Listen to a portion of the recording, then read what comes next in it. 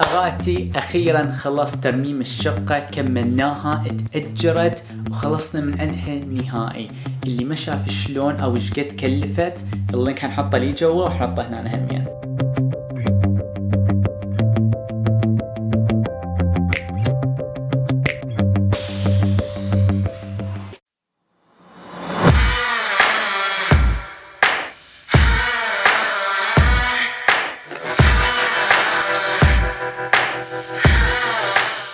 واللي ما دا يعرف اني على شنو دا احكي بالضبط، فمختصر مفيد.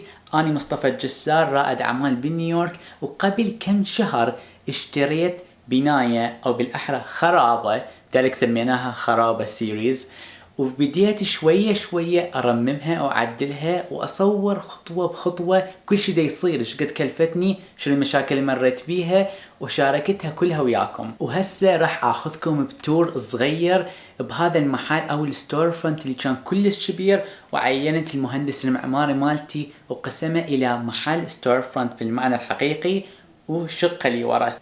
كلش متحمس اروح اشوف. انا هم صار لي اصلا فترة ما شايفه، شفته مرة واحدة ورا ما خلص وبعدها التهيت بالشغل. خلينا نقوم هسه نروح نشوفه. سويت لايك وسبسكرايب، سويه قبل ما تروح.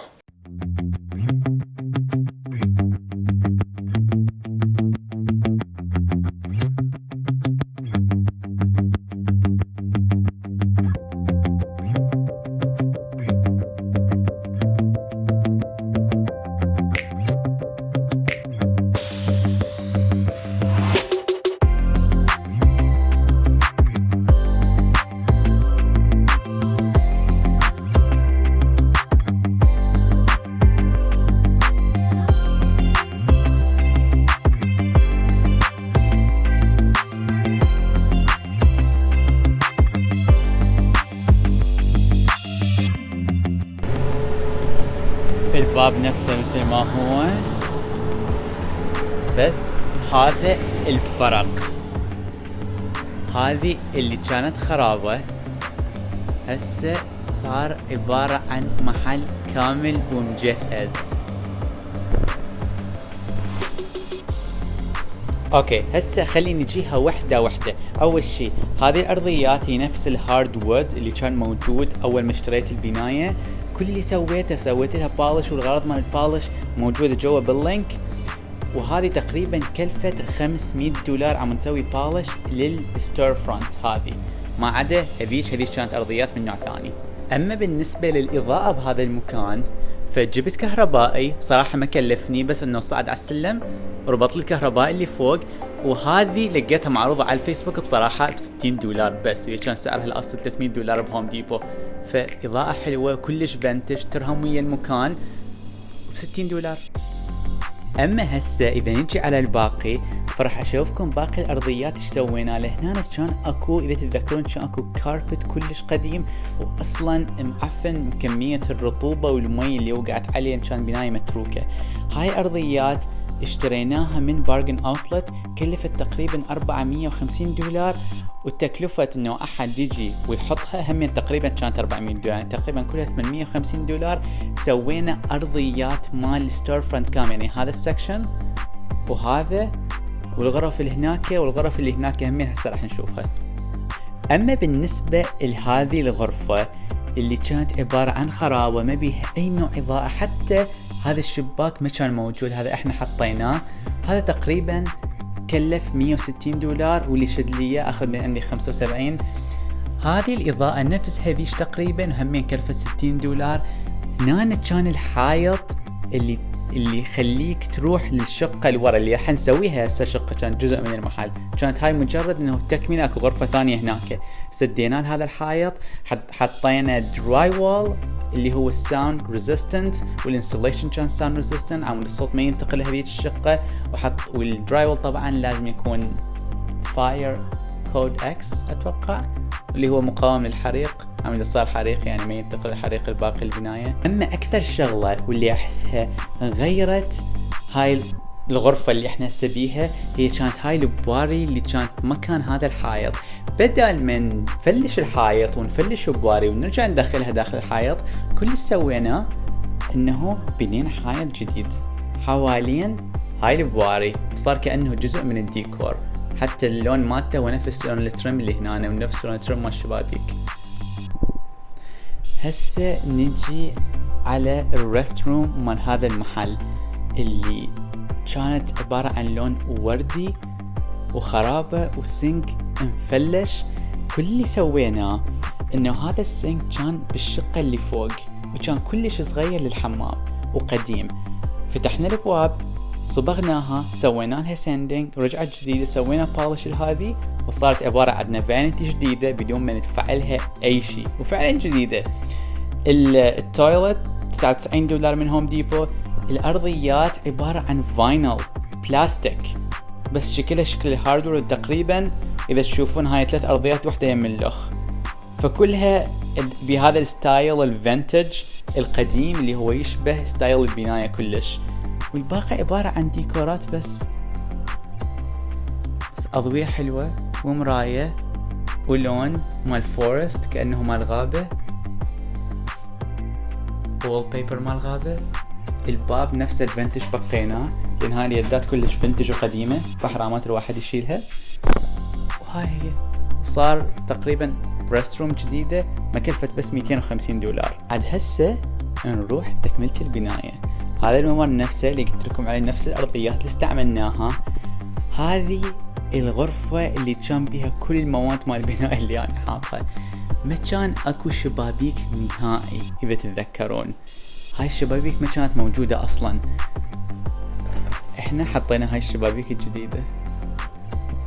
والحلو بيها هاي الشبابيك توصل للأخير لحد السيلينج، فيعني شباك على طول الغرفة. فشي كلش حلو. نطتها في إضاءة طبعا سمن بينه لأن ساديها كلها عمود البناية يبقى بيها هذا اللايت الأصفر الفينتج القديم اللي هو مثل هيك شي. بس انه البناية ما احتاج لها اي شيء، ما احتاج هذا الصرف الخيالي. الشيء الوحيد اللي صدق صار حلو هو السقف، لهذا كان كله مبين وطالع كل البواري الارضيات مال الشقة اللي فوق. كل اللي سوينا هاي البواري اللي كانت هنا وكانت تمشي لحد هنا وتنزل لي جوا، قطعناها كلها وخديناها من جديد وخليناها تمشي من فوق السقف من بين الستادز بحيث قدرنا نحط دراي وول جديد هنا. اما باقي الغرفة فبس عبارة عن رفوف كلش بسيطة. هذا الخشب كان مشمور ما حد مستعمله. كل اللي سويته اخذت هذا الخشب قصيته وجبت هذه الالبو مال الشيلفينج وصبغته وصار الشيلفينج نفس اللون مال باقي البناية، نفس اللون مال الصبغ هذا. شيلفينج هم هناك. هاي الكابينات اللي كانت كلش تعبانة نفس الشيء. شلعنا الابواب هذه صبغناها سوينا لها ساندينج رجعت جديدة وصارت ستيشن مال اكل اللي يحب يجيب الاكل مالته ويحطه بالمايكروويف ويقعد يلعب ويا اصدقائه. فاللي يجي ويا اصدقائه او عائلة تجي وتريد تقضي مثلا حفلة او يوم كامل من اللعب، فاكو كل هاي الكراسي يأجرون اي لعبة يريدوها ويقعدون يلعبون. Dungeons and Dragons يعني بصراحة كلش مشهورة وصار لها سنين اللي هي مثل هيك شيء. فاللي يجي يختار واحدة من هذني، اي واحدة من هاي الالعاب او فيلم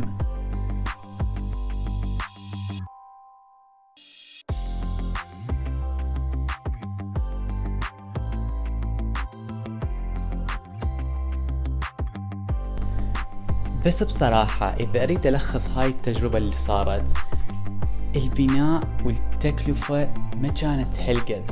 صح أوكي الأرضيات كانت غالية، إنه سويت بالش لهاي الأرضيات كانت هم غالية، الكهربائي أخذ هواية، البلمينج تقريبا كانت $1600 على مود نشيل البواري اللي كانت بهاي الغرفة على هذا السقف. تقريبا هاي الوحدة كانت 1600.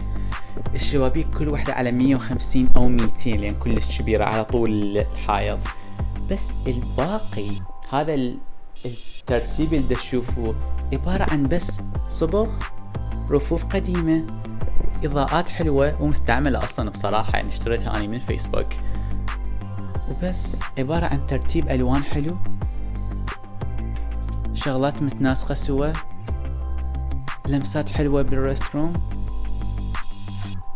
وديكورات. يعني بصراحة هو هذا عبارة عن قماش، حتى مو لوحة، مجرد ديكورات ترهم، ألوان متناسقة، شغلات فينتج، اللوحات الهاي على الحائط. وهذا اللي كان كله مكسر، شوف شلون صار، بس عبارة عن كم خشبة قديمة حطيناها وصبغناها بس رجع جديد.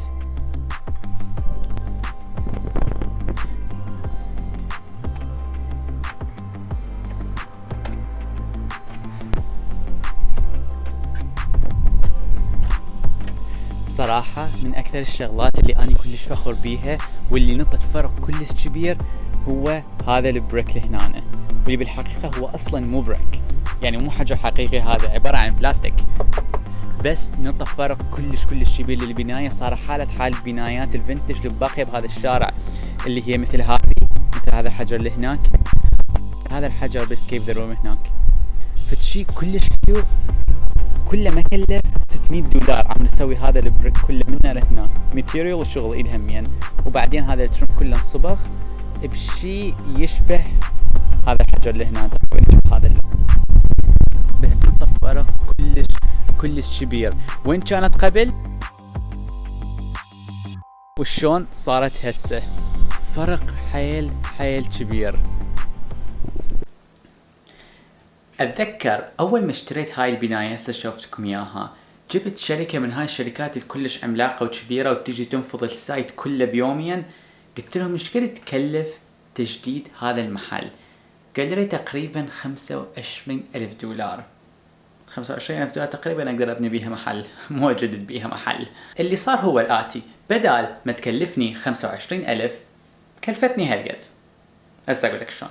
التدفئة المركزية، بدل ما اشيل هذا السيستم القديم اللي يدخل بين الحيطان ويدفي البناية، ايش رادوني اسوي؟ انه هذا كله اشيله وانزله بالبيسمنت بالقبو مثل ما تشوفون بالصورة. واللي بصراحة اوكي، اغلب البيوت واغلب البنايات بالذات الحديثة كلها تصير بالقبو، بس المنظر اندستريال، المنظر صناعي، المنظر يتماشى ويا الطبيعة مال الشارع اللي كانت كلها عبارة عن مصانع.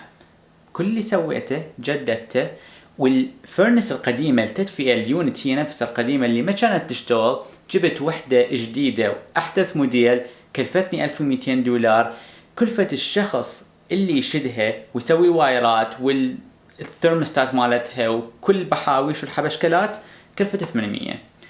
بين قوسين صار عندي سيستم جديد هاي افشنسي $2,000 بس، بدل ما اصرف $8,000 عم اشيل هذا كله وانزله بالبيسمنت. اما الارضيات اللي بالبداية اول ما تدخل للمحل اللي هي هاردوود، الخشب الصلب اللي يستعملوه اول ما يبنون البناية، بدل ما اني هاي كلها اشيلها واجيب هاردوود جديد اللي يكلف $3 او $4 بالقدم الواحد، وتكلفة الشد مالته بعد $4 للقدم الواحد، ويصير عندي مبلغ خيالي. كل اللي سويته جبت ساندر من هوم ديبو، جبت بالي، وجبت ستينينج، بس تجمع هذول ثلاثة يصير عندك أرضية جديدة. العملية كلها ما تطول 4 ساعات، وكل اللي كلفتني $500 لأن جبت شخص يسويها. أما الأرضيات الباقية اللي كان بدالها أكو كاربت كلش قديم، وكنت أقدر أشيله وأحط كاربت لاخو، بصراحة ما راح يكلفني كان هالقد، يعني تقريبا $350 إذا أحط كاربت بهاي المنطقة.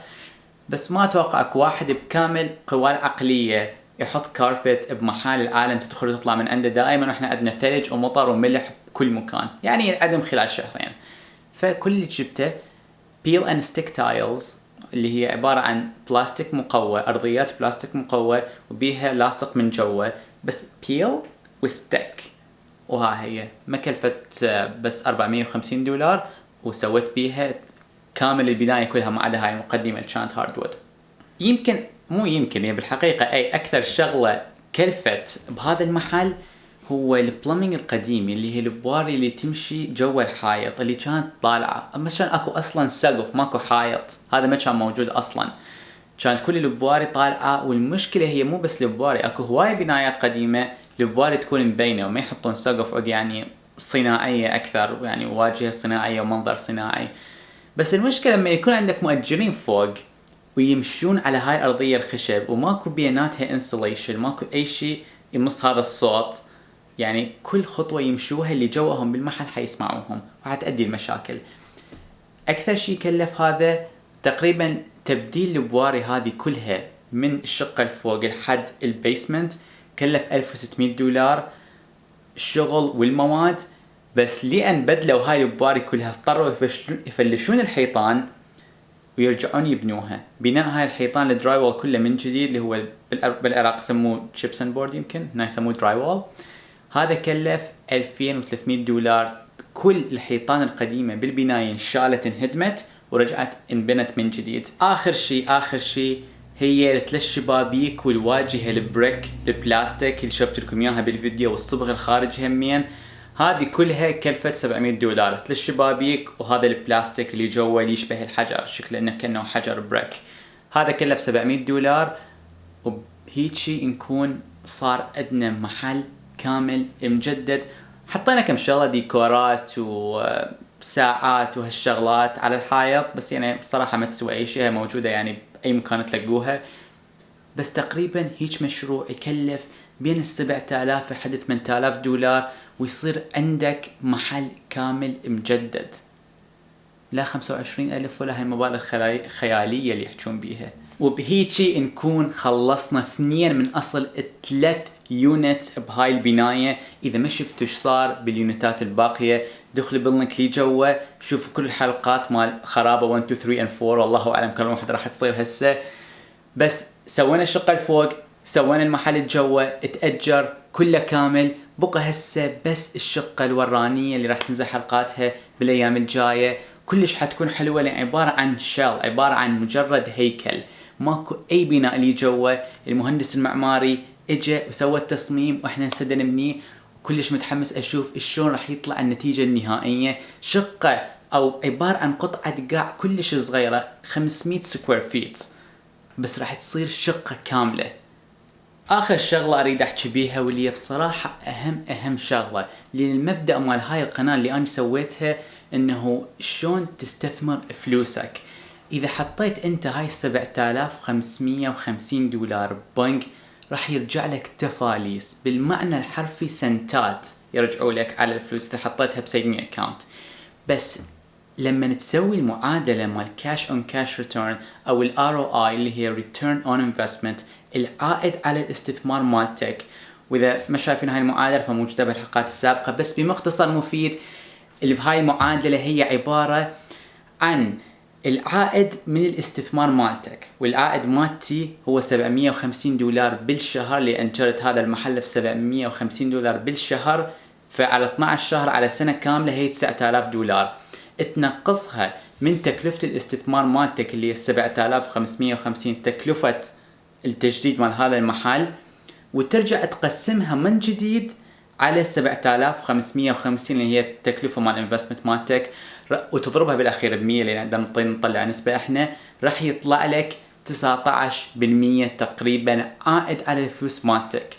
سيفنج اكاونت الحساب البنكي مال توفير تقريبا يرجع لك 1%. اذا انت كلش لاكي ولقيت ديل كلش زين يرجع لك 2%. هيجي انفستمنت بالعقارات رجع لي على فلوسي 19%. متخيل الرقم؟ يعني اني خلال سنة واحدة اكون مرجع كل اللي صرفته وربح فوقها، والسنين الجاية كلها تكون ربح. اغاتي اذا عندكم اي سؤال عن الانفستمنت او ROI، اذا انت هسه دا تستثمر بالريل استيت، او اذا هذا الفيديو انطاك فكرة عن شنو الخطوة الجاية ووين حتستثمر فلوسك، كتبوا لنا اياها بالتعليقات. اذا عندكم اي سؤال السوشيال ميديا هنا راح تكون. stay tuned.